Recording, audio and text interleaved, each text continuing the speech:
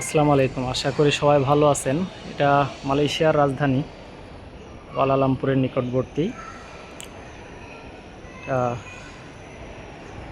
শাহ আলমের নিকটবর্তী একটা জায়গা, এবং এখানে একটা মসজিদে আমরা আসছিলাম।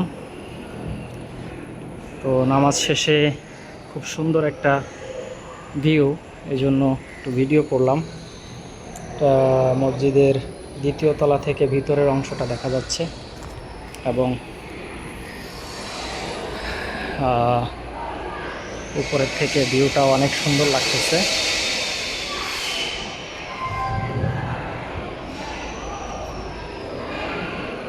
তো এখানে অনেক মানুষের উপস্থিতি, বিশেষ করে আজ কোরবানি ঈদের দিন, এবং গরু কোরবানি হওয়ার পর মাংস বিতরণের কার্যক্রম চলতেছে। তো আপনারা দেখতেই পাচ্ছেন সারিবদ্ধভাবে মানুষ এখানে দাঁড়িয়ে আছে। তো আমরাও আরও ভিতরের দিকে যাই। কী অবস্থা, অনেক মানুষের উপস্থিতি এখানে দেখা যাচ্ছে।